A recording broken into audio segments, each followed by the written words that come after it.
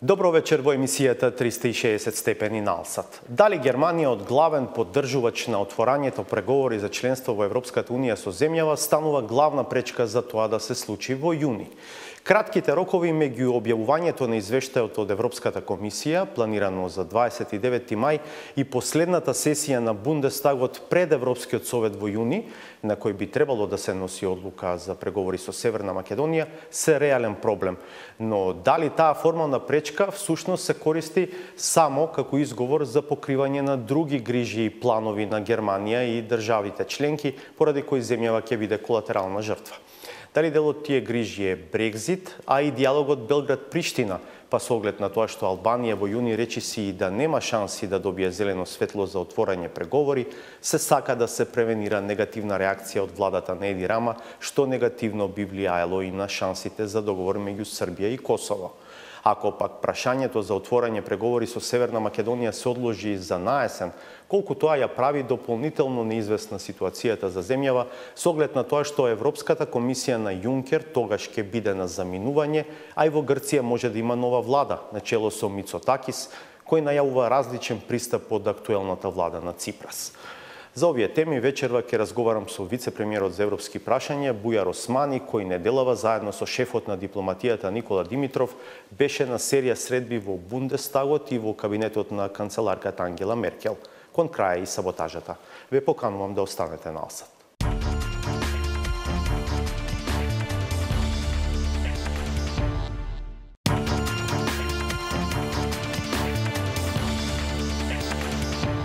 Гледате 360 степени. Ова е календарот на планирани и закажани пленарни сесии на германскиот парламент Бундестагот за 2019 година. Двете вертикални розови линии во јуни ги означуваат двете недели кога Бундестагот ќе има пленарни заседанија тој месец. Едното се одржува од 24 до 28 јуни и тоа нема никакво значење за амбицијата на земјава, бидејќи доаѓа по состанокот на лидерите на Европската унија закажан за 20 и 21 јуни, на кој би требало да се носи одлука за отворање пристапни преговори со Северна Македонија. Значи, останува сесијата на Бундестагот од 3 до 7 јуни, што пак е само неколку дена по 29 мај, кога Европската комисија ќе ги објави годишните извештаи и ќе треба да излезе со нова препорака за земјава. Овој период се смета за многу краток за соодветните тела во германскиот парламент да можат да го разгледаат извештајот за земјава и да му предложат на пленумот да ја одобри на Ангела Меркел да гласа за почеток на преговори за членство со земјава. Изјавите што министрите Бујар Османи и Никола Димитров ги дадоа по вонеделните средби во Берлин со пратеници во Бундестагот и со членови и советници во владата потврдија дека ова прашање се наметнува како сериозен проблем за позитивна одлука во јуни. Нема сигнал дека има некаква дилема околу нашето портфолио. Зборуваме главно за процесот и за времето кога ова ќе се случи, бидејќи има многу надворешни фактори што влијаат на процесот на одлучување, меѓу другото и подоцнежното објавување на извештајот на Европската комисија оваа година и краткото време за Бундестагот да организира информирана дебата. Во секој случај, охрабрени сме. Фактот дека комисијата ја ќе го објави извештајот за земјата на 29 мај остава многу ограничен простор за да можат парламентите на Германија и на Холандија да заземаат став по однос на таа препорака, иако повторно ќе кажам нема политичка дилема по однос на фактот дека ние заслужуваме да го отпочнеме тој процес. Сега прашањето е во кој месец Бундестагот ќе го разгледа прогрес извештајот од Европската комисија за да може потоа владата мериторно да донесе одлука во Советот на Европската унија. Ние сме оптимисти дека оваа година почнуваме преговори. Добро вечер и добре дојдем, увелам на Бујар Османи, вице-премиерот за европски прашања, и веднаш првото прашање поврзано со оваа ваша изјава што ја чувме од Берлин. Дали таа може да се толкува во насока на подготовка на јавноста дека јуни станува се потешко достижен, а може би и недостижен, бидејќи сега зборувате за почеток на преговори оваа година? Mirëmbrëma, faleminderit për ftesën dhe mundësinë që t'i spjegojmë këto dilema. Dje kishim një vizitë shumë të mirë me ministrin Dimitrov në Berlin, ku i trajtuam edhe këto aspekte të kalendarit ose aspekte teknike. Mirë po, më lejoni pak të qartësoj dinamikën e pritjeve tona. Bisedimet, negociatat me Bashkimin Evropian fillojnë me mbajtjen e mbledhjes së përbashkët ndërqeveritare, ajo që quhet Intergovernmental Conference, të delegacionit shtetëror, të Maqedonisë Veriut dhe vendeve anëtare. Pritjet tona, ose kalendari jonë optimist është që në qershor të merret vendimi, të jepet mandati Komisionit Evropian për të përgatitur kornizën negociuese, që pastaj në dhjetor të kemi mbledhjen e përbashkët ndërqeveritare, ku edhe zyrtarisht fillojnë bisedimet. Prandaj pika fikse për ne është që në këtë vit, në dhjetor, zyrtarisht të fillojnë negociatat. Samo da ve podsjetam, znam, lanskите od juni, заключоци на Советот за општи работи на Европската унија, јасно пишува дека немаше одлука за почеток на преговори, но се сакаше да се прати некаква позитивна порака до земјава. Вели, Советот решава да одговори позитивно на прогресот и да го трасира патот кон отворање на пристапните преговори во јуни 2019 година. Отворање на пристапните преговори во јуни 2019. Unë ju tregoj cila është procedura e Bashkimit Evropian, jo vetëm me Maqedoninë e Veriut, po me gjitha vendet e rajonit. Përfshi këtu këto të fundit, Malin e Zi, Serbinë, Kroaci. Domethënë, është detyrueshme, domosdoshme që Këshilli i Bashkimit Evropian t'i jep mandat Komisionit për të përgatitur kornizën negociuese. Да, тоа е одлука за почеток на преговори. Korniza negociuese është ajo çfarë determinon se në çfarë vije do zhvillohen bisedimet më tutje. Pastaj, në fund, pasi që Komisioni të dorëzon kornizën negociuese te vendet anëtare dhe te Këshilli duhet të aprovon kornizën negociuese dhe të cakton mbledhjen e parë të konferencës ndërqeveritare. Që thotë se në atë moment kur mbahet mbledhja e konferencës ndërqeveritare fillojnë negociatat zyrtarisht. Për ne është me rëndësi që kjo pikë të mbetet fikse, e pandryshueshme, e mbajtjes së mbledhjes konferencës ndërqeveritare. Ajo, ne vitin e kaluar në qershor kishim kornizë precize për të filluar bisedimet. Ajo çfarë na mungoi vitin e kaluar në qershor ishte vendimi për t'i dhënë mandat Komisionit për të përgatitur kornizën.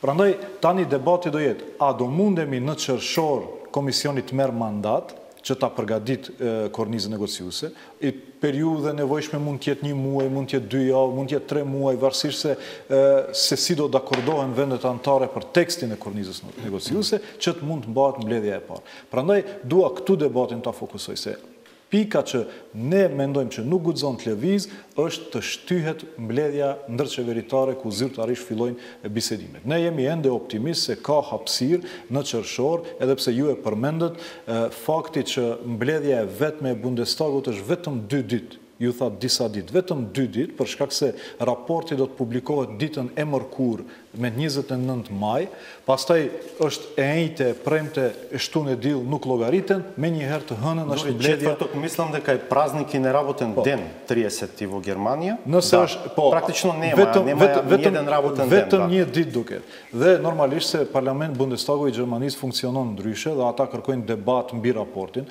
a dua edhe një herë t'ju siguroj se raporti i si vjetshëm, presim tjetë raporti më i mirë që kemi pasur ndonjëherë që nga fillimi i këtij. Колку сте убедени дека реално овие датуми, овие рокови се реално пречка за Бундестагот да може да и даде зелено светло на владата, бидејќи во Германија се така поставени работите, владата не може да гласа за почеток на преговори без Бундестагот. Rendi ligjor në Gjermani është ajo që thatë ju, se për fillim të negociatave dhe për mbyllje të negociatave duhet vendimi Bundestagut. Gjitha vendet tjera, përveç Holandës edhe Gjermanisë, mund qeveria ka mandatin për të marrë vendimin. Në Gjermani duhet vendim Bundestagut. Nëse nuk ka mbledhje të Bundestagut, nëse nuk ka vendim të Bundestagut për rekomandimin e Komisionit për të filluar bisedimet, Gjermania nuk mund të ketë qëndrim në Këshill. Po nuk pat një vend qëndrim, Këshilli nuk diskuton çështjen ose nuk mund të merr vendim. Ashtu që ekziston arsye, mundësi që procesi teknik të shtyjnë vendimin, edhe pse ende nuk është kjo e definuar, për shkak se po bëjmë përpjekje, prandaj ishim dje në Bundestag për të shpjeguar se për ne është me rëndësi që të fitojmë në kohë në drejtim bisedime, për shkak se ne vetëm e kemi filluar procesin e screeningu dhe ne kemi arritur mbi 21 kapituj të Значи, не добивте ясен став, ясна порака дека ќе има напор сепак да се стигне од 29 мај до таа сесија од 3 до 7 Бундестагот да може да и даде зелено светло на владата. Unë mendoj që ka hapësirë, mendoj që antarët e Bundestagот, antarët e Komisionit Evropian atje e kuptojnë progresin e Maqedonisë Veriut. Ata vete konstatuan dje se kjo që kemi bërë ne është një mrekulli në rajon. Është storia më e mirë pozitive në botë që është krijuar kohëve të fundit. Dhe nuk mund ta injoron asnjë vend antar këtë zhvillim pozitiv të cilin e ka bërë Maqedonia e Veriut. Prandaj them se nuk mund ta mbyll tani këtë mundësi që edhe në atë ditë Bundestagut merr një vendim pozitiv, mirë po shqyrtohen variantet ndryshme. Për shkak se Gjermania është mbështetësi më i madh i jonin këtë drejtim. Për shembull, ju e përmendet një mbledhje të Bundestagut me 24 deri me 28 qershor. Kjo jep mundësi, për shkak se edhe në Korik keni edhe mbledhje të Këshillit Përgjithshëm të Bashkimit Evropian, por edhe mbledhje të Këshillit Evropian. Edhe pse ajo mbledhje e Këshillit Evropian do jetë më shumë për caktimin e komesarëve të ri në mandatin e ri të komisionit, mirë po me që mbahet mbledhja ka edhe një mundësi. Shqyrtohen edhe mundësi tjera. Ima Evropski Sovet. Po, do ketë edhe Këshilli Evropian në Korik. Na nivo koje što nosi odluka za početok në pregovore. Edhe pse ajo mbledhje do jetë më shumë, thash, për të mbushur vendet e zbrazura pas zgjedhjeve për Parlamentin Evropian. Dua të them se Gjermania, ajo çfarë po bën Gjermania është mos të lënë asnjë hapësirë që mos ta shfrytëzojmë këtë vit për të filluar bisedimet. Edhe prandaj ata shqyrtojnë një variant, dy variantin e dytë. Për shkak se shumë gjëra janë të paparashikueshme. Askush nuk mund parashikon se Има ли, прво сакам ова да го расчистиме, ќе се вратиме на ова прашање, има ли проблем со внатрешно политичката состојба во земјава, со постигнувањето на нивото на реформите, со некои критики кои што се кредибилни стигнуваат на адреса на влада, непотизам, корупција и така натаму? Ако може да се префрлам на македонски заради динамиката на дебатот. Значи, вчера имавме на сите нивоа состаноци. Имавме и во владата, и во парламентот.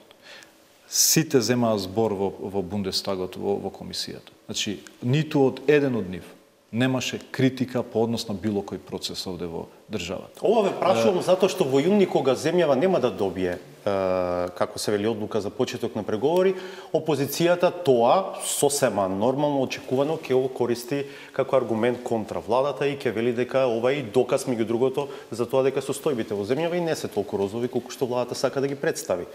Не, се разбира дека не се розови, има ситуации кои што дополнително треба да ги решаваме. Меѓутоа зборам за впечатокот кој што го има во земјите членки по однос на тоа што ние сме го постигнале.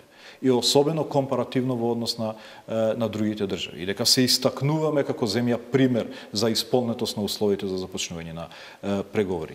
Јас ви велам за технички причини поради кои не може евентуално Бундестагот да донесе одлука согласно нивните законски решенија, меѓутоа не ја исклучувам можноста и во јуни да Бундестагот најде начин како да ја вметне нашата тема во нивната дури на првата сесија, на таа првата, значи, на првата. Ние ќе продолжиме да работиме и за Бундестагот најде начин како да ја вметне во тие денови, иако нивните аргументи се дека само еден ден ќе имаат, односно 2 дена за да го разгледаат извештајот, меѓутоа ние сметаме дека пак за нас е многу важно да добиеме на време за да има време Европската комисија да го подготви, да ја подготви преговарачката рамка. Но повторно ќе објаснам. Фиксната точка која што не смееме да ја одложиме е првата меѓувладина конференција која што ја очекуваме во декември, дали одлуката ќе се донесе на 1 јуни, на 15 јуни, на 1 јули е помалку важно, бидејќи просторот што ќе остане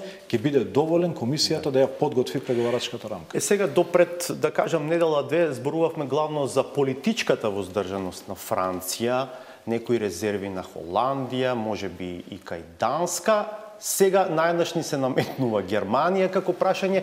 Дали ова навидум формална пречка од германска страна може да ја користат Франција и некои други земји за да се зацкријат со својата политичка воздржаност зад ова прашање? Видете, очигледно е дека годината не ни иде во прилог во смисла на општиот амбиент.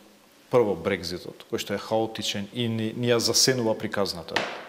Второ, се изборите за Европскиот парламент. Сите агенди во земите членки се субординирани на електоралната агенда за Европскиот парламент. И тоа доведе до поместување на датумот за објавување на извештајот. Требаше во април да се објави извештајот. Комисијата одлучи дека ќе се објави после изборите, за да не биде предмет на предизборната дебата, туку да остане еден процес кој што е надвор од електоралните агенди. И уште од тогаш, кога се објави дека одлуката ќе биде на 29 мај, јас кажав дека ќе имаме и технички предизвици и ќе имаме суштински предизвици од типот на стравот, односно внимателноста на Франција и на некои други земји членки по однос на процесот на проширување. Така да го најавував ова подолго време, меѓутоа затоа ги правиме овие напори и вчера во Берлин и ќе продолжиме да ги правиме. На крајот на месецот ќе има една средба на повисоко ниво со канцеларката Меркел, така да ќе се обидеме и таму да обезбедиме услови да и првата сесија во јуни се искористи за донесување на одлука. Сега сте чулели за оваа теза која што ја кажав и во генералната најава, за тоа дека вие го споменавте Брекзит, јас го додадов и прашањето Белград-Приштина, кое што пак е тесно поврзано и со односот на Албанија. Некако односот кон Северна Македонија и кон Албанија е до овој момент однос како кон двојка.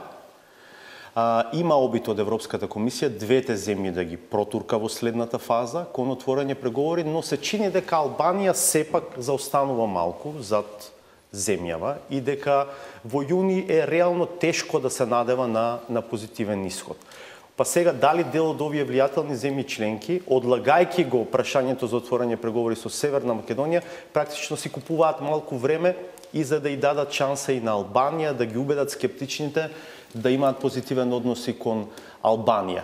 Бидејќи, веројатно и вие слушате, наводно Еди Рама, многу отворено им вели на европските партнери, ако во јуни не добиеме датум, јас ќе отворам границата со Косово, па вие мислете моја после.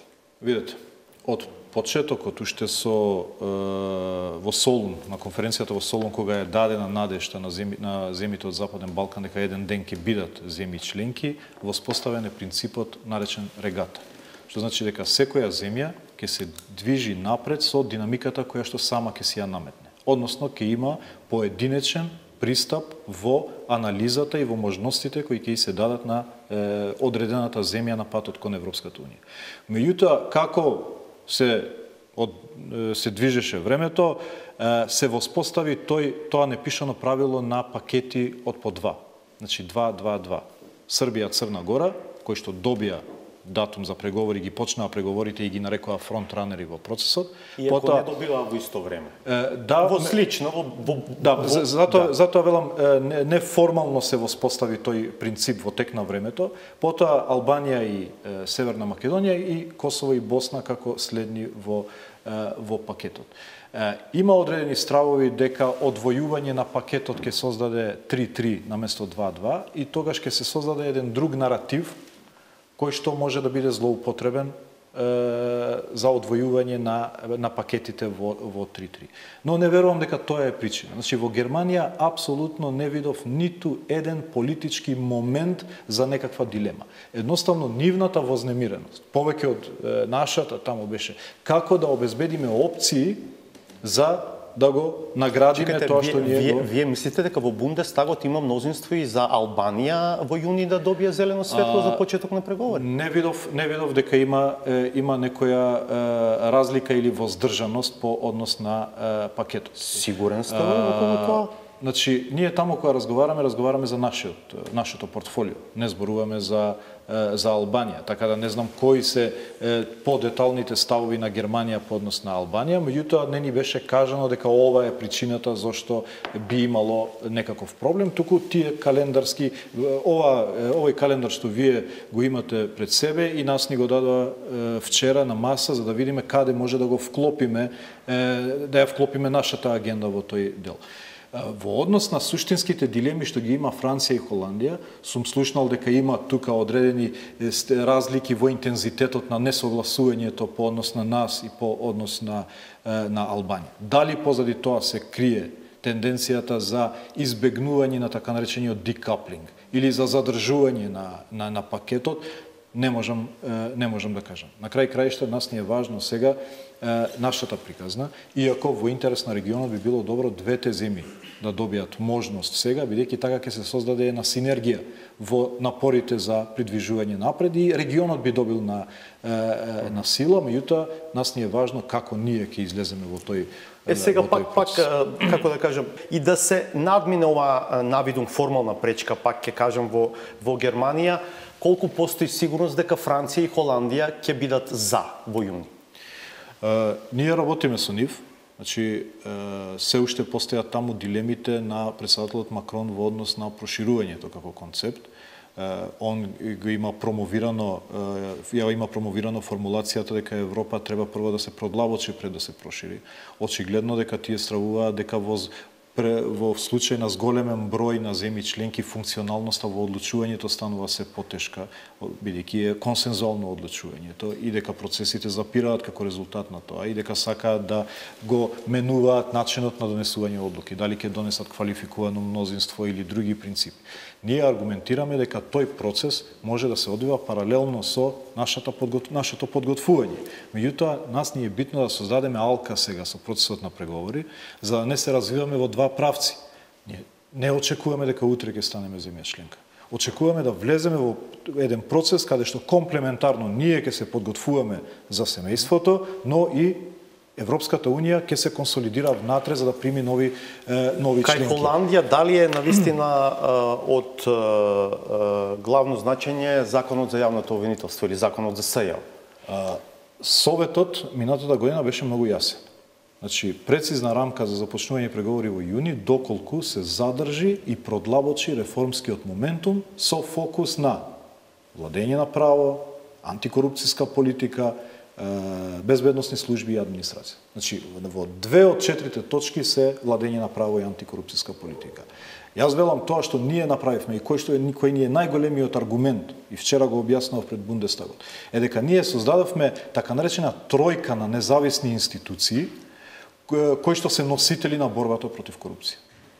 Антикорупцијската комисија, чие и законско решение, и начин на избор, и начин на функционирање, веќе го гледаме деновиве, веќе станува пример. СЈО, кое што исто така стана пример, воведувајќи нови стандарди како се прави антикорупцијска политика на високо ниво, со што ги наметнува и таков начин на работење и на другите институции, меѓутоа и координативното тело кој што малку го подценуваме за борба против организиран и сериозен криминал. Ова се така наречени delivery units, тоа се единици кои што испорачуваат, а тоа што ќе ценат земјите членки е трек рекорд. Ќе ценат дали има листа на испорачани работи. Нив не ги интересира колку се добри законите. Законите може да се препишуваат од интернет. Не, чекајте се, сакате да кажете дека и да не се донесе закон од Холандија, ќе цени друго? Не. Сакам да кажам, ни требаат институции кои што испорачуваат. СЈО е една таква институција која што испорачува. Затоа веламе delivery unit и затоа ни е важно и затоа им е важно на Европската Унија. Ние може да донесеме 100 решенија за добри практики, односно добри институции. Нас ни требаат институции кои што создаваат сега малку како представник на ДУИ, колку е, да кажам, поза овој ваш став, особено во однос на СЈО, бидејќи имате лично засегнати и членови, па дури и вие сте дел од еден случај таму. Дали ви е лесно, како да кажам, реторички ова да го зборувате, а де факто да се радувате на тоа што нема успех во преговорите меѓу СДСМ и ВМРО ДПМН? Очигледно, ДУИ што и да прави, ќе се најде начин да се најде мана во тоа. Значи, Дуи бара да се донесе законот за јавно обвинителство, вака како што е предложен од владата. Вака како што е предложен и еве, нека се извади денеска во собрание, Дуи до 1 ке го изгласа тој закон. Затоа што е во наш интерес, институционално, да се објаснат и да се разобличат сите шпекулации и напади кои што во една специјална војна ни беше наметната во изминатиот период. Знаете зошто се сумневањата нели, например, пленумот не стигна да гласа за притворањето на Трајко Велјановски. Пленумот ја отпочна сесијата, никогаш не ја заврши за притворот на бившиот министер за земјоделство Љупчо Димовски. Пленумот го води Талат Џафери од Дуи.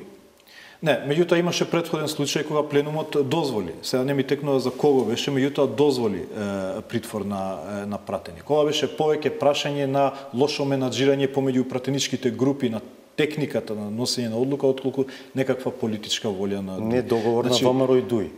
Не, начинот на кој што беше организирана седницата со барање на процедурални, барање на говори. Меѓутоа, јасна е волјата на Дуи. Дуи е единствената партија која што има јавно побарано истрага за сите нејзини функционери од денот на формирање на партијата. Нека излезе една друга партија и нека го повтори ова што Дуи го донесе како одлука на седница на претседателството. И јавно упати порака до институциите наши, до и меѓународни институции. Затоа што Али Ахмети и Дуи нема намера да го носи товарот на било какви индивидуални девијации кои што можеби во овие 20 години, а не исклучувам дека се случиле.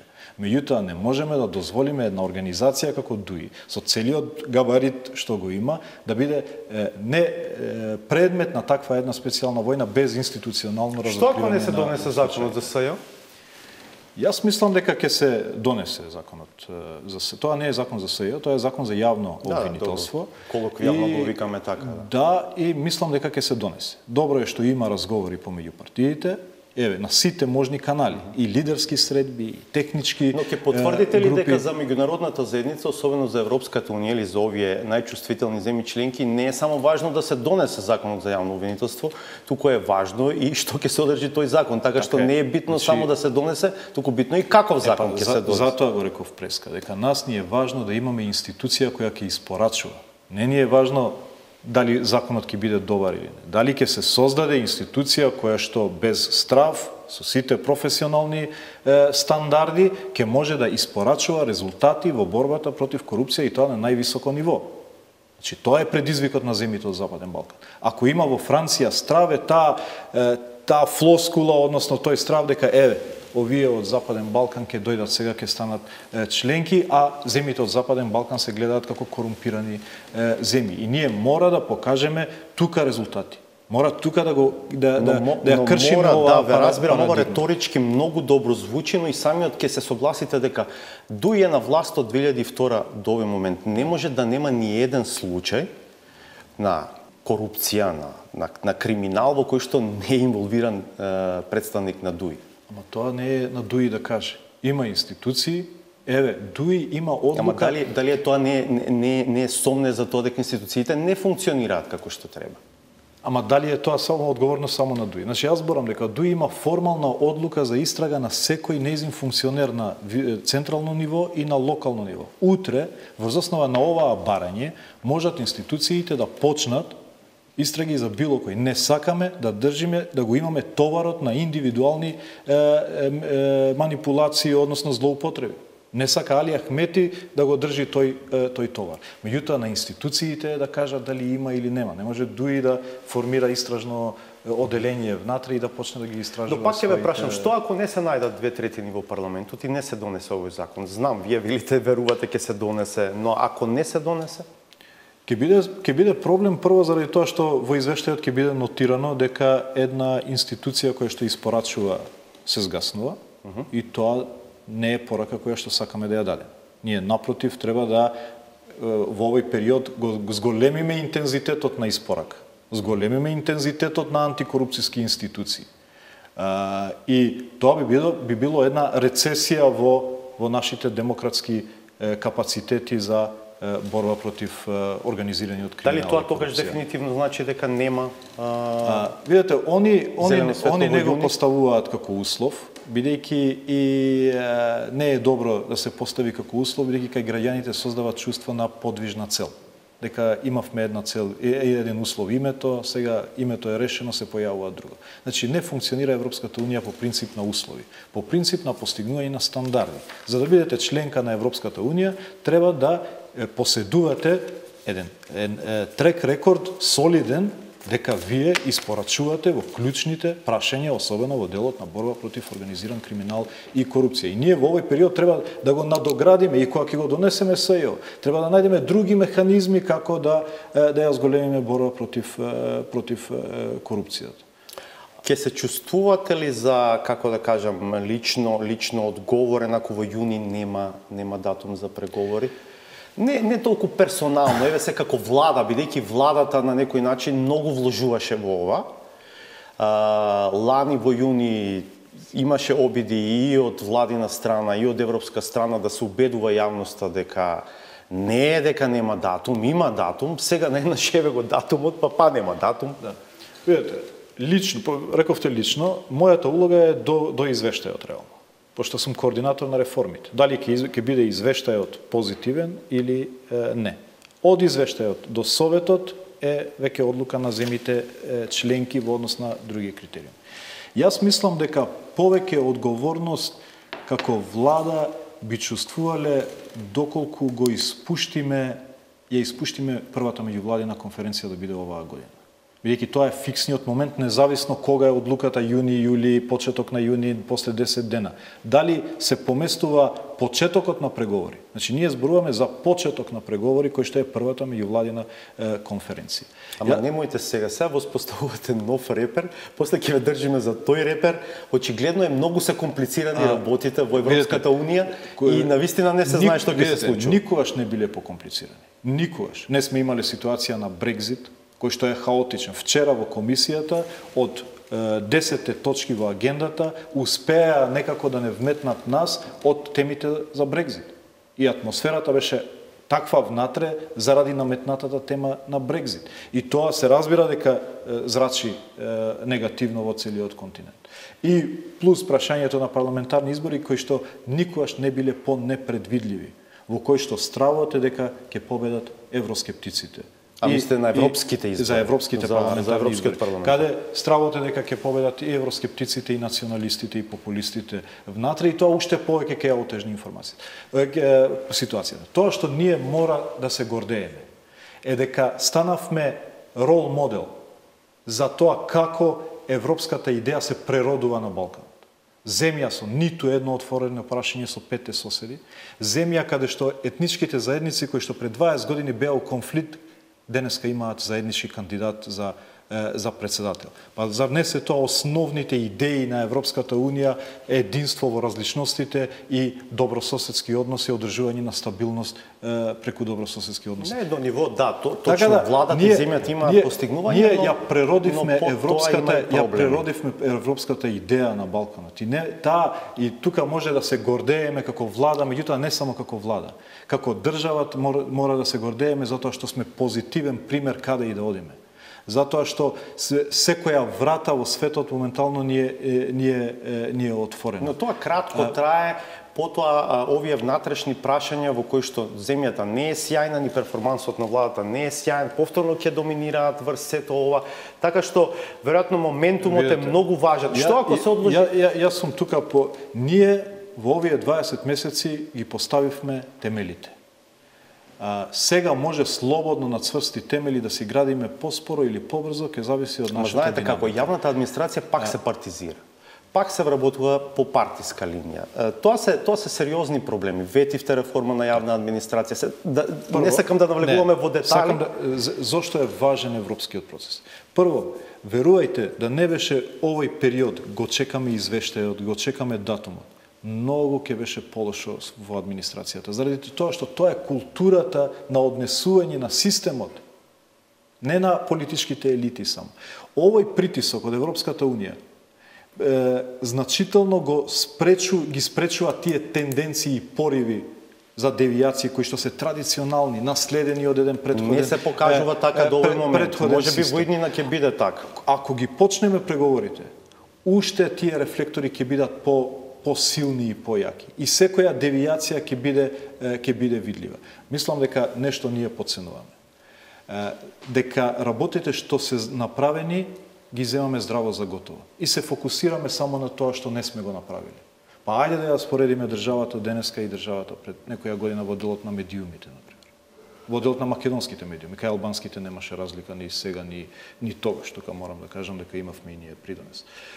Меѓутоа, во делот на транспарентноста, во делот на антикорупцијската политика. Значи, тоа е солидна листа на испораки кои што ги направивме. Меѓутоа, се разбира, нашата желба да постигнеме све не прави да се фокусираме само на тоа што не сме го направиле, а дури некојаш и европејците не следат, па дури преспа сега да се зема како здраво за готово, па другите резултати што ги направивме, но затоа сме ние тука да го потенцираме. Далеко е земјата од функционална, вистинска функционална демократија, по западен терк, го знаете и вие тоа, мораме полека да привршуваме. Што ако се одложи за наесен евентуално одлуката? Видете, јас очекувам да биде во јуни. Но, еве хипотетички бидејќи прашувате, мене ми е важно кога и да се донесе одлуката, да има доволно време Европската комисија да ја подготви преговарачката рамка за да може првата меѓувладина конференција да имаме оваа година. Значи, индиректно потврдувате дека е можно и во наесен. Не можам да кажам, тоа се одлуки на земјите членки. Ние не ги носиме тие одлуки. Тоа зависи дали пратениците во Бундестагот ќе успеат за еден ден да го прочитаат извештајот и да донесат. Може ли есента да биде ризична од аспект на Грција, бидејќи го слушаме Мицотакис деноиве? Добро, има јасна изјава за тоа дека го смета за факт договорот и ќе го почитува, меѓутоа како вели, не мислам дека никој треба да очекува од Грција дека ќе се согласува со отворање и затворање поглавја кога се уште има отворени прашања кои што не беа решени со договорот, и ова е баш договорот од Преспа. Видете, точно е дека ќе има многу непредвидливи моменти и затоа јас во мојата изјава вчера реков бараме од Европската унија да ни создаде ситуација на предвидливост.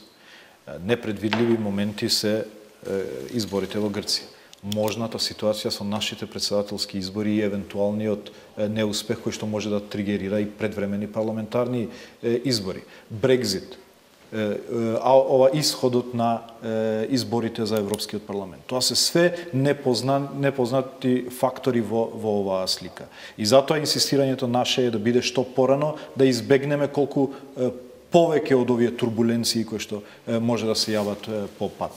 Меѓутоа, тоа што ми е важно дека го гледам во земјите членки, а направив серија на посети во земјите членки во овој период, е дека нема дилема по однос на тоа дека ние треба да почнеме преговори оваа година. Повеќе се нивни напори да не дозволат нивните внатрешни проблеми да предизвикуваат пореметување на календарот. Јас тоа го гледам во Германија. Повеќе нивна загриженост да не излезе дека Германија не поддржува заради некои технички проблеми во нивното законодавство. Меѓутоа дека има волја ние да почнуваме преговори оваа година има во секоја земја член. Добро, благодарам што бевте дел 360. Благодарам на вас, Фарм Дерич. Останете на Алсат, по паузата е саботажата.